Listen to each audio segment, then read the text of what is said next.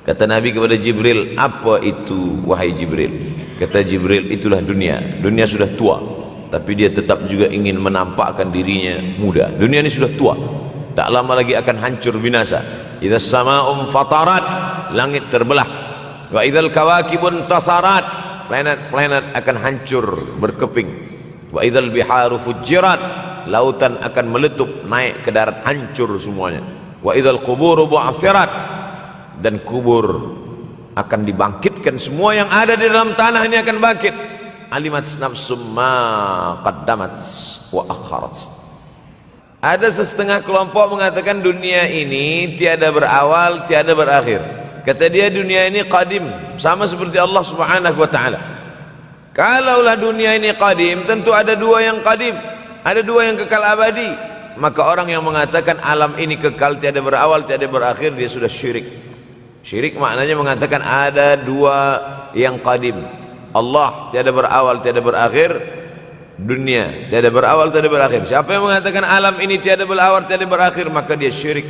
Orang yang syirik maka tidak diterima amalnya. La in asyrakta, kalau engkau syirik la yahbatanna amaluka. Kalau engkau syirik maka seluruh amalmu akan gugur, tak bernilai di hadapan Allah Subhanahu wa taala. Ini yang menjadi tajuk kita subuh ini. Sama-sama percaya bahwa dunia akan berakhir. Yahudi mengatakan dunia akan berakhir, akan kiamat. Nasrani mengatakan dunia pun akan berakhir, hancur, akan kiamat. Bagaimana dengan Islam? Mahwal iman. Apa itu iman wahai Muhammad sallallahu alaihi wasallam? Antu'mina billah, percaya kepada Allah, wa malaikatihi, percaya kepada malaikat, wa kutubihi, percaya kepada kitab-kitab, wa rusulihi, percaya kepada rasul-rasul, wal yaumil akhir, percaya bahwa dunia ini akan berakhir. Wa tu'mina billah wa tu'mina bil qadri khairihi wa syarrihi, engkau percaya kepada takdir baik dan takdir buruk. 6. Siapa yang tidak percaya kepada rukun iman yang 6, maka dia tidak lagi diakui sebagai umat Muhammad sallallahu alaihi wasallam. Fitnah akhir zaman. Saya nak menjelaskan tajuk kita subuh ini. Fitnah, terjadi banyaknya siksa-siksa. Akhir zaman, di ujung zaman. Menunjukkan dulu ada awal zaman, sekarang ada akhir zaman. Ada awal masa dunia, kita sekarang sudah berada di ujung dunia. Manakala Nabi Muhammad SAW Isra dan Mi'raj, dia melihat dalam perjalanan Isra Mi'raj itu ada seorang perempuan tua yang sedang bersolek. Jadi perempuan tua bersolek ini sudah nampak Nabi sejak masa Isra Mi'raj lagi. Jadi jangan terkejut bila sekarang nampak ada orang tua bersolek. Dah lama dah. Kata Nabi kepada Jibril, apa itu wahai Jibril? Kata Jibril, itulah dunia. Dunia sudah tua, tapi dia tetap juga ingin menampakkan dirinya muda. Dunia ini sudah tua, tak lama lagi akan hancur binasa. Idza sama'um fatarat, langit terbelah. Wa idzal kawakibun tasarat, planet-planet akan hancur berkeping. Wa idzal biharu fujirat, lautan akan meletup naik ke darat, hancur semuanya. Wa idzal quburu bu'athirat, dan kubur akan dibangkitkan. Semua yang ada di dalam tanah ini akan bangkit. Alimat nafsum ma qaddamat wa akharat. Kenapa tanah ini tidak bergulung? Kenapa tanah ini tidak bergoncang? Kenapa kulit tanah ini tetap stabil? Sebab ada pakunya. Seperti kertas yang ditempel di dinding, datang angin kencang. Manakala angin kencang datang, kertas tak bergoyang sebab ada pakunya. Apa paku tanah ini? Surah An-Naba juzuk 30. Wal jibala autada, kami jadikan bukit-bukit, gunung-gunung sebagai autada, pasaknya. Kalau kita membuat kemah, ada tiang. Tiang ini bergoncang. Bagaimana supaya tiang ini tidak bergoncang? Pasang pasak-pasak di tepi tiang. Pasak dunia ini adalah bukit-bukit. Kalau kita menengok ada bukit, maka sebenarnya sepertiganya saja yang ada di atas. Bukit yang besar di atas itu sepertiga, 2/3 bukit terhunjam, tertanam ke dalam tanah. Wal jibala autada. Tapi sampai masanya nanti bukit ini akan tercabut. Wa takunul jibalu kal ihnil manfush. Wa takunul jibal, bukit-bukit kal ihni, seperti bulu kambing. Mawfush, bulu kambing yang dihembus angin. Hebatnya ayat-ayat Al-Quran itu, Allah memilih kata-kata sesuai dengan keadaan. Sembayang malam berat, nak jaga tidur malam berat. Kata berat bangun malam itu mengucapkannya pun berat. Wa minal laili fatahajjad, tahajjud berat. Sebagaimana beratnya jaga tengah malam, begitu Allah pilihkan kata yang berat, tahajjud berat. Wa takunul jibalu kal'inil manfush. Wa takunul jibal, bukit-bukit, gunung-gunung yang besar, yang berapi, kal jibal, kal ihni, seperti bulu kambing. Manfush, nun berjumpa dengan fa, fa mengeluarkan angin, shin pun menghembuskan angin. Ambil bulu kambing, letakkan di tapak tangan, kal ihnil manfush, sebagaimana terbangnya bulu kambing dari tapak yang dihembus angin, begitulah gunung-gunung akan tercabut. Kalau gunung-gunung yang besar, gunung yang dari batu, gunung yang berapi, yang mengeluarkan lahar, itu tercabut dari tanah seperti bulu kambing dihembus angin, bagaimana agaknya kita nanti? Tak tahu entah macam mana. Macam butiran debu-debu, macam butiran tepung yang dihembus angin kencang. Wataran nasa sukara, selepas gunung-gunung itu tercabut lalu tanah ini bergoncang, kau lihat manusia macam mabuk. Wataran nasa sukara, kau pandang manusia macam mabuk. Wa mahum bisukara, mereka tidak mabuk. Mereka berjalan bergoncang bukan kerana mabuk, walakin azaballahi syadid, kerana azab Allah itu amat sangat kuat. Oleh sebab itu dianjurkan membaca tafsir juzuk 30. Syekh Muhammad Abduh, tafsir Al-Munir, tafsir Al-Manar yang ditulis oleh muridnya. Dia bagi tazkirah saja, dia tak ada menulis, tapi kemudian muridnya Rashid Ridha menulis, itulah dia tafsir Al-Manar. Dia tidak memulai tafsir dari juzuk 1 Al-Baqarah, tapi dia mulakan juzuk 30. Sebab apa? Sebab mengkaji juzuk 30, amma yatasaalun 'anil naba'il 'azim alladhi hum fi mukhtalifun kalla sayalamun, bercerita tentang hari kiamat. Orang kalau sudah bercerita tentang hari kiamat, datang rasa takut, datang rasa cemas, datang rasa khawatir, kita akan mati, dunia akan binasa, apa yang akan kita bawa? Selepas dia mengkaji juzuk 30, datanglah semangatnya, khusyuklah dia solat, datang semangatnya beribadah, datang hilang rasa cinta harta, dia akan berwakaf, berinfak, bersedekah. Maka fitnah akhir zaman ini perlu dikaji selalu supaya kita mendatangkan khusyuk dalam hati, takut dalam hati, ridha menerima keputusan Allah Subhanahu wa taala. Fitnah akhir zaman. Hadis yang saya pilih diambil dari kitab Sahih Al-Bukhari. Pendek saja, Sahih Al-Bukhari, tapi sebenarnya judul kitab ini panjang. Al-Jami' As-Sahih Al-Musnad Al-Mukhtasar min umuri Rasulullah SAW wa sunanihi wa ayyami. 7. Disebut dia Al-Jami' kerana dia mencakup 3 aspek: akidah, ibadah, akhlak. Al-Musnad kerana hadis-hadisnya bersanad dari Imam Al-Bukhari sampai ke Nabi Muhammad SAW, ada silsilah. Al-Mukhtasar kerana dia ringkasan, 7.275 hadis sahaja, padahal hadis Nabi banyak, maka dia ringkaskan, dia kecilkan menjadi 7.275 hadis. Min umuri Rasulullah, semua perkara-perkara Rasulullah, wa sunanihi, kebiasaan-kebiasaan Rasulullah, wa ayyami, hari-hari kehidupan Rasulullah SAW. Disebut Sahih Al-Bukhari. Bukhari bukan nama orang, Bukhari nama kampung, Bukhara, Uzbekistan sekarang.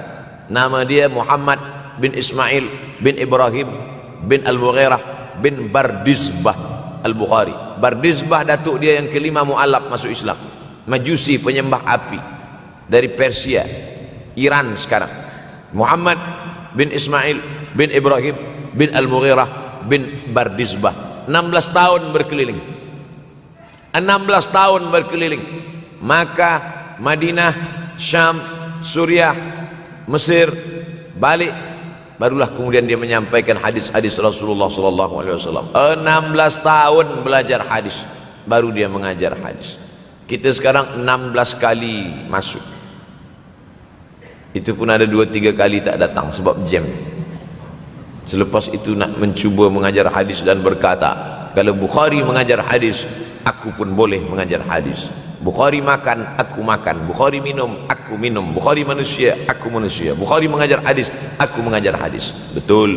Tapi Bukhari mengajar hadis dari kepalanya. Kita mengajar hadis dari laptop. Mati laptop, hilang hadis.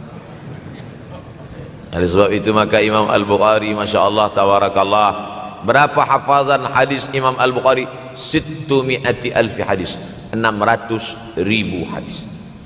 Lalu kemudian dari 600,000 hadis dia buang hadis-hadis dhaif, dia buang hadis-hadis maudhu', akhirnya 300,000 hadis. Dari 300,000 itu dia kecilkan lagi menjadi 7,275 hadis.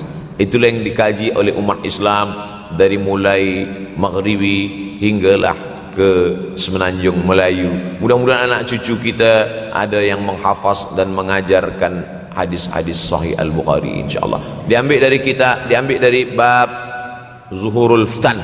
Zuhur muncul, tampak, datang. Fitan jamak dari kata fitnah. Fitnah 1, 2 fitnatan, 3 fitan.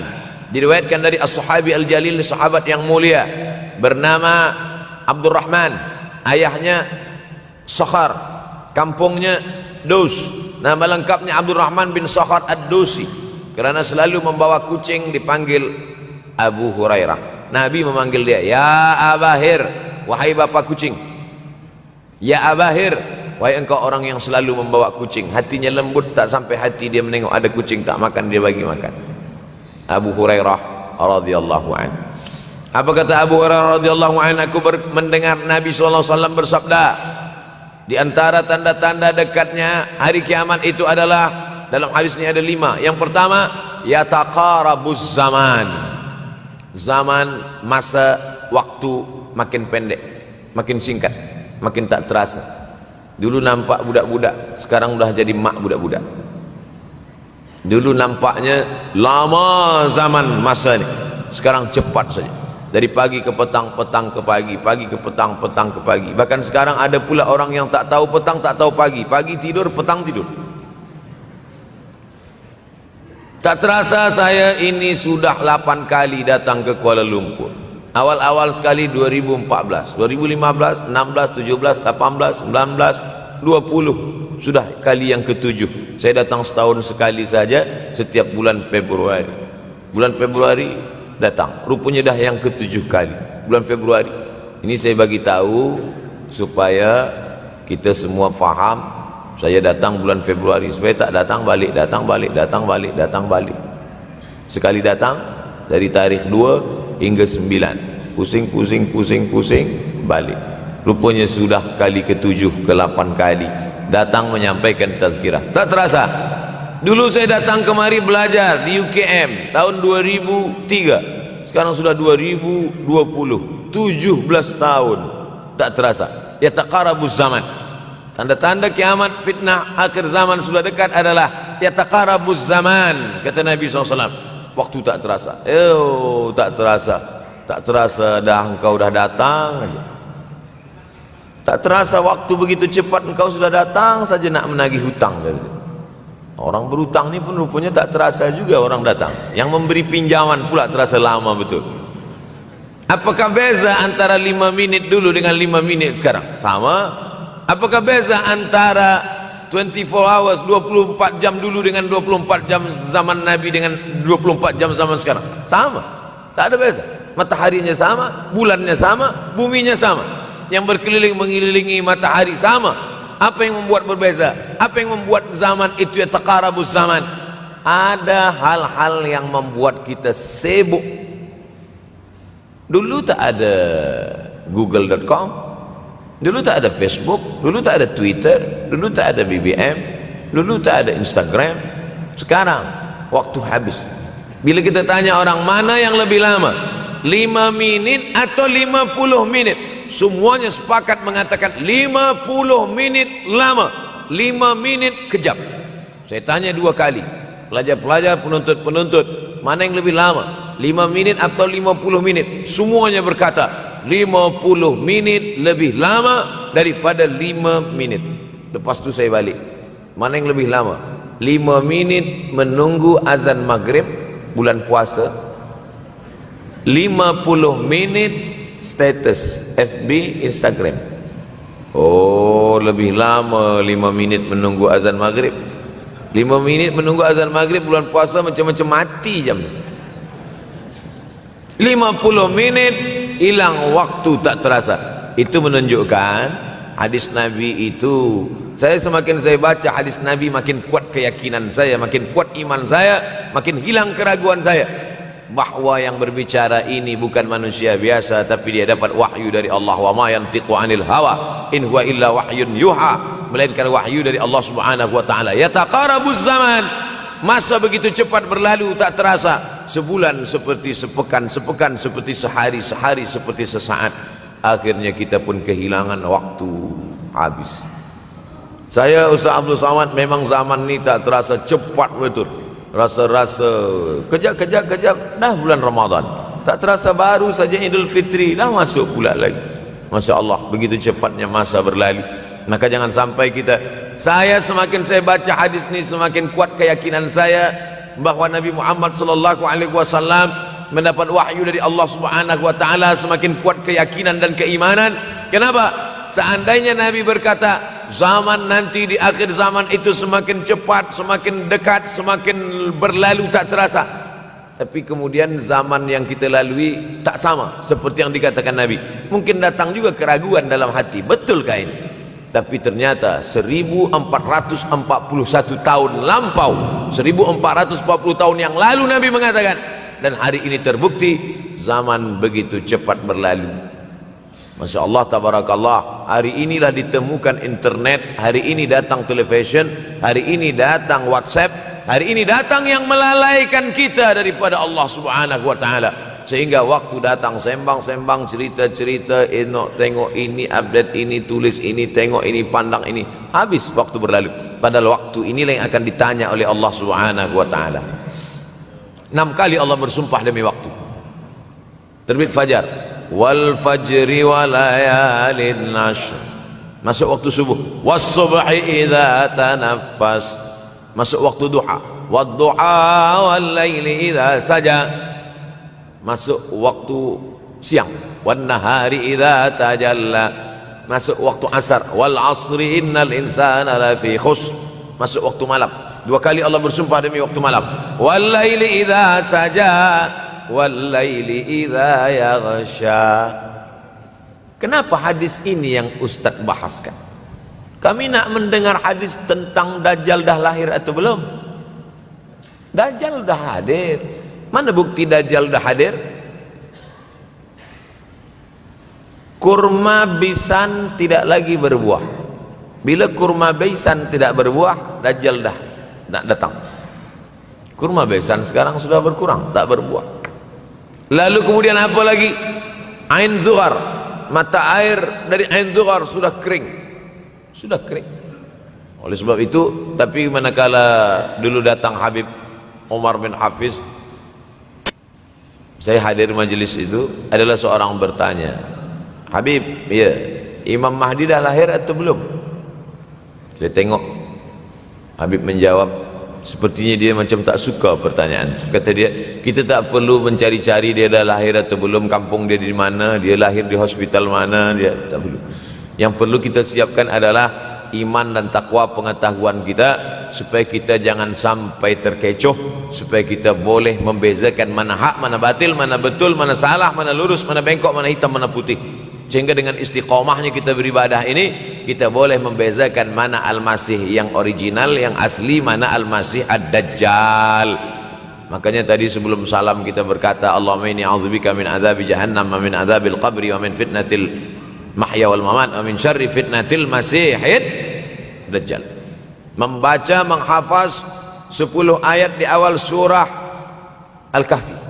Siapa yang menghafaz 10 awal ayat, hadis lain mengatakan 10 akhir, 10 awal 10 akhir, elok dua-duanya.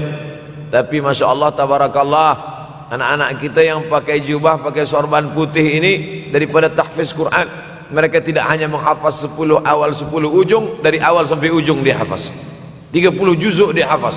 Mudah-mudahan anak-anak kita penghafaz Al-Quran. Allahumma ja'al abna'ana wa banatina min huffazil Quran wal hafizat. Jadikan anak-anak kami menjadi para penghafaz Al-Quran ya Allah, supaya selamat dia daripada fitnah Al-Masih Ad-Dajjal. Tapi saya pilihkan hadis tentang yang 5 ini. Dengan 5 ini kalau kita amalkan, insya Allah Allah akan selamatkan kita dari fitnah akhir zaman ini. Yang pertama, manfaatkan waktu, kerana waktu di akhir zaman ini yataqarabuz zaman, kerana waktu semakin dekat tak terasa hilang berlalu. Maka isilah waktu ini dengan ibadah. Jangan sampai ada waktu yang kosong. Duduk sejenak kosong berselawat, Allahumma salli ala sayyidina Muhammad wa ala ali sayyidina Muhammad, Allahumma salli ala sayyidina Muhammad wa ala ali sayyidina Muhammad. Sempat-sempatkan ambil wuduk solat duha walau 2 rakaat. Sempat-sempatkan sebelum tidur malam solat witir 3 rakaat, supaya tidur kita sentiasa dalam wuduk dan kita sempat solat witir. Andai mati kita malam itu, insyaallah mati dalam keadaan husnul khatimah. Usolli sunnatal witri 3 rakaatin lillahi ta'ala. Nanti malam jaga tidak witir lagi, hanya tahajud saja. Sempat-sempatkan solat tahajud. Elok amat sangat baik solat wuduk 2 rakaat. Usolli sunnatal wuduk raka'ataini lillahi ta'ala. Selepas solat wuduk solat sunat taubat. Usolli sunnatat taubat raka'ataini lillahi ta'ala. Selepas solat sunat taubat solat sunat hajat. Usolli sunnatal hajat. Selepas itu barulah solat sunat tahajud 8 rakaat. Nak tambah lagi 10, 12, 14 elok, tak salah, karena dia tiada batasan. Adakah sahabat Nabi yang melakukan ini? Ada. Qatadah bin Nu'man dari selepas Isya sampai azan subuh. Imam Ahmad bin Ambal dari selepas Isya sampai azan subuh. Bahkan mereka menghatamkan Al-Quran dalam tahajud mereka. Maka bahkan ada imam yang disebut dengan As-Sajjad, kerana banyak sujud kepada Allah Subhanahu wa ta'ala. Kerana akhir zaman ini godaan begitu besar. Dulu orang tengah malam tahajud, jam 2 malam, jam 3 malam dia bangun, kerana dia membaca hadis sab'atun yudhilluhumullah. Ada 7 golongan yang mendapatkan naungan Allah. Yauma la dhilla illa dhilluh. Hari itu tak ada naungan kecuali naungan Allah. Rajulun, ada seseorang, zakarallah, dia berzikir mengingat Allah, khalian, di tengah malam tak ada manusia. Fafadat ainahu, menetes air matanya. Maka yang pertama ini, jangan sampai kita kehilangan waktu, kerana waktu, al-waktu kasaif, waktu ini seperti pedang. Illam taqta'hu qata'aka. Kalau tidak kau patahkan dia, kalau kau dapat pedang, patahkan. Sebab kalau tidak kau patahkan, dia yang akan memotong engkau, mematahkan tulang-tulang engkau. Waktu ini kalau tidak kita manfaatkan, kita akan ditanya tentang waktu, kemana saja waktu yang sudah kau pakai. Inna sam'a, pendengaran, wal basar, penglihatan, wal fuad, hati, kullu ulaika kana anhu mas'ula. Semua akan disoal, semua akan diminta tanggung jawab di hadapan Allah. Kemana waktu yang sudah aku bagi dulu engkau pakai? Yang pertama nanti ditanya, la tazulu qadama 'abdin yaumal qiyamah. Kaki anak Adam tidak akan bergeser, tidak akan beralih dari tempat tegaknya pada hari kiamat, hatta yus'al, sampai dia disoal, sampai dia ditanya. La tus'alunna yauma idzin 'anin na'im. Banyak yang akan ditanya nanti, tapi Nabi bagi tahu di antara yang akan ditanya dari sekian banyak nikmat itu 4. Yang pertama, an umrihi fima afnah. Umur kemana engkau habiskan? Hari ini ada anak-anak muda belia umurnya 17 tahun. 17 tahun habis menghafaz Al-Quran. 17 tahun habis iktikaf dalam masjid. 17 tahun habis berzikir, berjubah, bersorban, mengabdikan ilmu, berkhidmat kepada ulama. 17 tahun habis. Tapi ada pula yang dibalik, 71 tahun habis. Rumah, office, kopi, rumah, office, kopi, rumah, office, kopi, batuk, mati, habis. Nah, apa yang dapat kita bawa menghadap Allah SWT? Yang pertama, yataqarabuz zaman. Yang kedua adalah wa yanqusul ilmu. Ilmu semakin berkurang. Kalau sudah ilmu berkurang, apa yang bertambah? Jahil. Kalau ilmu bertambah, jahil berkurang. Kalau ilmu berkurang, jahil bertambah. Mana ada orang jahil cakapnya didengar orang? Saya dulu awal-awal membaca hadis ini, wa yanqusul ilmu. Ilmu berkurang, jahil bertambah. Rasanya tak mungkin, tak logik, tak masuk akal. Mana ada orang tak berilmu cakap dia didengar? Sekarang baru saya faham. Dulu orang tak berilmu ditinggalkan orang. Sekarang orang tak berilmu, asal dia pandai berbicara, dia akan didengar orang. Bahkan orang jahil pula punya channel. Apa namanya? Jahil.com. Orang jahil punya channel. Banyak pula follower dia daripada follower kita. Banyak pula viewer dia daripada viewer kita. Sebab apa? Sebab yang menyaksikan tiada berilmu, yang berbicara tiada ilmu. Oleh sebab itu maka kita galakkan menuntut ilmu di majlis-majlis ilmu. Untuk apa Abdul Somad sudah berumur 43 tahun pun masih pergi juga lagi ke Sudan belajar? Apa yang nak dicari ini? Tak lain tak bukan, mudah-mudahan kita termasuk orang yang sampai akhir hidupnya mencari ilmu, insyaAllah. Saya datang kemari bukan niat mengajarkan ilmu. Saya datang ke Malaysia tetap niatnya belajar mencari ilmu. Man salaka tariqan, siapa yang melangkahkan kaki melalui suatu jalan, yaltamisu fihi ilman, siapa yang melalui suatu jalan niatnya untuk mencari ilmu, sahalallahu lahu bihi tariqan ilal jannah, dimudahkan Allah jalannya menuju surga. Innallaha la yantazi'ul ilma intiza'an. Innallaha la yanzi'ul ilma intiza'an. Allah kalau mencabut ilmu, bukan macam mencabut pokok kayu dari tanah. La yantazilul ilmu intiza'an. Allah tidak mencabut ilmu macam mencabut pokok kayu dari tanah hingga ke akarnya, tidak. Lalu bagaimana ilmu ini dicabut? Biqabdil ulama. Dengan matinya ulama maka habislah ilmu. Meninggal Imam Syafi'i berkurang ilmu. Meninggal Imam Nawawi berkurang ilmu. Meninggal Imam Fulan berkurang ilmu. Maka yang hadir adalah al-juhala. Yang lebih menakutkan lagi adalah al-juhala bi thawbil ulama. Orang jahil dengan pakaian ulama. Abdul Somad tidak mengatakan dirinya ulama. Saya selalunya membacakan ayat Quran, membacakan hadis Nabi, menyampaikan fatwa ulama. Tak pernah saya berceramah, bertausiah. Menurut saya, siapa saya? Siapa kita? Syafi'i manusia, saya manusia. Syafi'i boleh berfatwa, saya juga boleh berfatwa. Imam Syafi'i berfatwa Al-Quran 30 juzuk dalam kepala dia. Kita juzuk 30 pun kadang-kadang hilang. Imam Syafi'i balik dari masjid ke rumah, dia tutup telinga. Datang orang bertanya, Syafi'i, ya, kenapa engkau tutup telinga? Sebab bila aku dengar dari masjid ke rumah, semua yang aku dengar masuk tu semua aku ingat. Aku takut dia ingat di dalam, maka aku tutup. Kita yang saya sampaikan tadi pun tak ingat. Oh, ustaz mengejek kami, enggak. Jangankan yang mendengarkan, yang bercakap pun tak ingat. Nasib baik datang orang Jepun mengingatkan kita. Nah, ini nama dia Sony. Manusia ini lupa. Oleh sebab itu maka yang kedua akhir zaman, wa yanqusul ilmu makin kurang. Maka bersyukur anak-anak yang dimasukkan ke rumah tahfiz. Kalau ada rumah tahfiz di kampung biasa, kalau ada rumah tahfiz di desa, dusun biasa, tapi ada tahfiz di tengah kota besar Kuala Lumpur, masih ada lagi rumah tahfiz Quran. Siapa yang mewakafkan rumah tahfiz? Siapa yang memberikan beras? Siapa yang memberikan duit? Siapa yang memberikan belanja? Siapa yang mengirimkan ustaz? Masya Allah, tabarakallah. Maka ini semua mudah-mudahan kita istiqamah semuanya insyaAllah. Supaya apa? Supaya lahirlah anak-anak kita yang alim, berilmu. Karena ini makin banyak orang jahil. Al-ftau bi ghairi ilmin, memberikan tazkirah, fatwa tanpa ilmu. Dhalla wa adalla, dhallu wa adallu, sesat, menyesatkan. Kalau setakat sesat saja, ini sudahlah sesat, menyesatkan. Na'udzubillah. Masuk yang ketiga. Yang ketiga adalah wa yanqusul ilmu, setelah habisnya ilmu ini semua dicabut oleh Allah Subhanahu wa taala.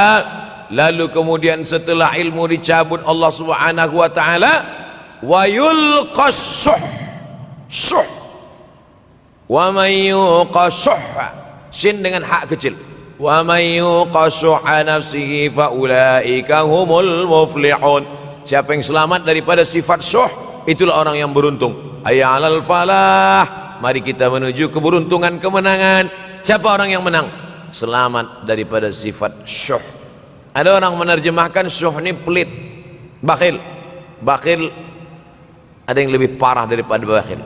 Syuh, Bakhil ini, bakhil tidak ingin memberikan uangnya untuk orang lain. Itu bakhil. Dia ada uang 10 ringgit, uang itu hanya dia makan saja, dia tak mau walaupun setengah sen kepada orang lain. Itu namanya bakhil. Kalau syuh ini, duit dia simpan, duit orang pula dia makan. Nah itu syuh. Jadi lebih parah lagi. Oleh sebab itu, kalau sudah ilmu ini dicabut, orang menjadi jahil, maka datang penyakit syuh yang ketiga. Apa itu syuh? Hubbud dunya, hubbul mal, wa tuhibbul mala hubban jamma. Engkau sayang kepada harta amat sangat sayang. Dia pegang semuanya sampai tak meleleh, tak menetes walaupun satu tetes. Akhirnya mereka inilah pendusta-pendusta agama. Ara'aital ladzi yukadzibu biddin. Tahukah kamu siapa itu yang mendustakan agama? Fadzalikal ladzi yad'ul yatim. Mereka itu yang membiarkan anak yatim. Wala yahuddu ala ta'amil miskin. Dia tidak mempedulikan makanan orang miskin. Sebab apa? Bukan sebab tak ada harta, sebab syuh. Kenapa syuh? Sebab tak ada ilmu. Tak ada ilmu tentang akhirat. Dia pegang, dia pegang, dia pegang, dia simpan, mati, habis. Yang dia bawa hanyalah 1, 2, 3 helai kain kafan saja. Itulah mengapa Sultan Turki, Sultan Muhammad Al-Fatih, Sultan Abdul Hamid, coba tengok gambar Sultan Muhammad Al-Fatih, Sultan Abdul Hamid Turki dulu. Sorban dia besar-besar. Saya dulu terkejut, lama saya tengok, kenapa sorban orang Turki ini besar-besar.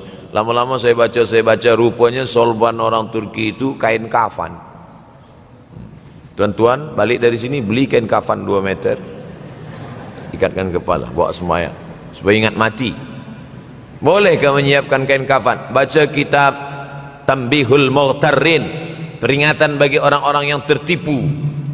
Di situ ditunjukkan banyak ulama, bahkan mereka menggali tanah di dalam rumahnya.